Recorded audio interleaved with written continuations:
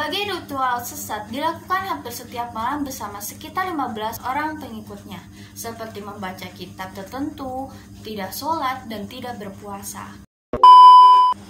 Kawan-kawan, hai, kembali lagi di channelku. Kali ini kita akan membahas hal-hal yang pernah menggemparkan di tanah air.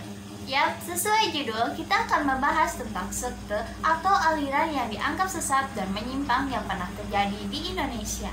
Yuk, langsung saja. Oke, yang pertama ada Lia Eden. Namanya twins ya sama namaku. Lia Aminuddin atau yang lebih dikenal dengan Lia Eden sempat menggemparkan masyarakat karena mengaku sebagai penyebar wahyu Tuhan dan reinkarnasi dari Bunda Maria. Paham Lia Eden ini mampu menjaring sekitar 100 penganut pada awal pendiriannya, yang terdiri dari cendekiawan, artis, dan pelajar. Wah, Lia menyulap di kediamannya di Jalan Mahoni nomor 30, Kelurahan Bungur, Kecamatan Senen, Jakarta Pusat, menjadi istana kerajaan Tuhan. Sekilas, rumah yang ada di kawasan Bungur, Jakarta Pusat itu memiliki pekarangan yang cukup asri. Pagarnya terbuat dari kayu, memiliki taman kecil di latar rumahnya yang dipenuhi dengan ornamen etnis seperti topeng, patung Buddha, patung malaikat, dan kaligrafi basmalah di setiap tembok rumahnya. Di samping pintu masuk terdapat air mancur kecil dengan hiasan 2 patung malaikat sedang memegang merpati. Saat ingin memasuki ruangan depan, disambut dengan lambang Edens yang menempel di dinding dengan tulisan Good Kingdom Eden yang terbuat dari lempeng baja berwarna emas. Melewati pintu depan, terdapat sebuah ruangan kecil yang menurut pengikut Lia Eden sering digunakan sebagai tempat terapi warga sekitar. Di ruangan inilah terdapat singgasana kerajaan yang biasa diduduki oleh Lia Eden. Singgasana itu berwarna putih dan dihiasi karpet berwarna putih juga. Di sampingnya terdapat bendera kerajaan yang berwarna merah tua. Banyak tulisan yang diakui sebagai wahyu yang ditempel di dinding. Menurut pengikut Lia, tulisan itu merupakan wahyu yang diterima oleh Lia selama ia di penjara. Bangunan ini terdiri 3 lantai. Yang pertama ditunjukkan untuk aktivitas beribadah. Yang kedua dan ketiga ada ruang makan dan kamar bagi pengikut Lia Eden yang tinggal di sana. Pemimpin sekte kerajaan Eden 2 kali mendapatkan vonis penjara pada tahun 2006 dan tahun 2009 akibat kasus penistaan agama. Namun, hal itu tidak membuatnya jera dan menganggapnya sebagai ujian semata. Pada Mei 2015, dia membuat sejumlah pernyataan yang mengejutkan. Salah satunya soal kedatangan UFO. Dia sempat meminta izin kepada Bapak Jokowi dan Bapak Ahok untuk mendaratkan UFO di Monas. Wanita yang mengaku Rasul, Lia Eden, ini juga mengingat tentang akhir zaman yang akan terjadi pada akhir Mei 2015 itu. Disebutkan, UFO yang rencananya didaratkan di Monas akan membawa Lia Eden dan pengikutnya untuk pergi ke surga. Selain mengirim surat kepada Pak Jokowi dan Pak Ahok, Lia Eden juga pernah mengirim surat kepada pejabat KPK serta Polri. Ini mengkritik tentang kesesatan yang masih terjadi di negara ini. Menurut versi Lia Eden, Indonesia seharusnya bisa selamat asal menjadikan B.J. Habibie sebagai presiden. Lia Eden menyebut Habibie adalah sosok presiden yang jauh dari kemusyrikan dan tak pernah bersekutu dengan Nyi Roro Kidul.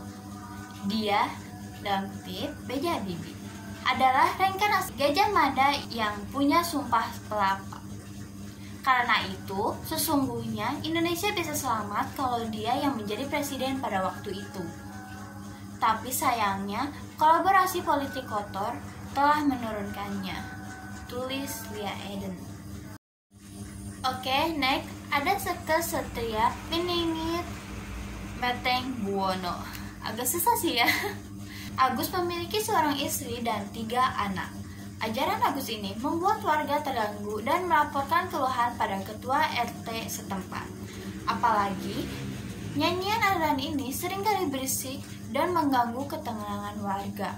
Selain itu, pemimpin sekte Satria Piningit Meteng Buwono, Agus Imam Solihin, pernah membuka pusat ritual di Jalan Masjid Al-Muwamah nomor 2 Kampung Rawa Aren, Bekasi Timur, Jakarta Barat dan melakukan praktik ritual rumah orang tuanya yang selama berlangsung 6 bulan pada tahun 2002. Berbagai ritual sesat dilakukan hampir setiap malam bersama sekitar 15 orang pengikutnya, seperti membaca kitab tertentu, tidak sholat, dan tidak berpuasa. Pakaian yang digunakan yaitu baju koko dan memakai peci berwarna merah putih. Menurut Muhammad Nagan, seorang warga Rawa Aren, sehabis ritual seluruh pengikutnya tidak ada yang pulang. Mereka tidur bersama-sama di rumah itu bercampur laki-laki dan perempuan. Pada sebuah Jumat, saat waktu sholat Jumat, Agus bersama pengikutnya bergelar ritual di halaman rumahnya. Ia dipaksa berhenti oleh warga. Namun, keesokan harinya ritual aneh itu digelar kembali. Karena warga jengkel, kata Muhammad Nagan, Agus Imam Solihin diusir sejak itu dan tak pernah kembali lagi. Khairul Ahmad, tetangga Muhammad Nagan yang pernah ikut sekte ini, juga ikut mengembara bersama Agus. Anak dan istri Khairul Sutari ikut, begitu katanya. Sekte Satria Piningit menjadi urusan karena warga Kebagusan, Pasar Minggu, Jakarta Selatan mengadukan Agus telah mengajarkan aliran sesat. Selain ajaran yang aneh, ia juga dilaporkan telah membebaskan seks antara pengikut sekte. Polisi mencari Agus dengan tuduhan melakukan perbuatan cabul. Agus pun tertangkap, namun sempat melarikan diri nih guys. Pada 14 Januari 2016, Barreskrim Polri menerima laporan tentang adanya aliran sesat yang dipimpin oleh Ahmad Mossadegh.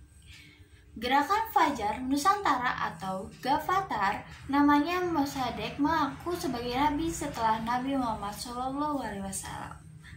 Kelompok ini mengklaim memiliki 50.000 anggota. Puluhan ribu anggota itu tersebar di 12 wilayah negara karunia Tuhan semesta alam Nusantara yang dibentuk oleh ketua umumnya Mahfud Muiz Tumanurung. Anggotanya cukup banyak, 40-50 ribu yang tersebar di seluruh Indonesia.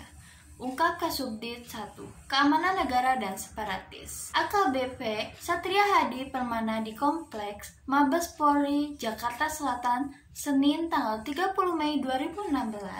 Satria menuturkan setiap anggota Gavatar diminta menyetorkan uang dengan modus untuk kegiatan Gavatar. Uang tersebut kemudian disetorkan kepada bendahara dari tingkat RT, RW, kecamatan, sampai tingkat nasional. Gavatar menjadi organisasi yang dicap ilegal karena tak terdapat di pemerintah dan tak mempunyai surat keterangan terdaftar sebagai organisasi yang sah. Apalagi banyak warga dilaporkan hilang karena ikut Gavatar, sehingga keberadaan organisasi ini meresahkan masyarakat. Ahmad Mossadegh sendiri sebelum terlibat kasus Gavatar pernah terjerat kasus aliran Al-Qiyadah Al-Islamiyah pada tahun 2006. Sebagai pendiri aliran, Ahmad Mossadegh menyatakan diri sebagai nabi atau mesias. Al-Qiyadah Al-Islamiyah merupakan sebuah aliran kepercayaan yang melakukan sinkretisme ajaran dari Al-Quran, Injil, Yahudi, juga Wahyu yang diakui turun kepada pemimpinnya. Dan yang terakhir yang pernah mencuri perhatian masyarakat Indonesia yaitu Kerajaan Ubur-Ubur.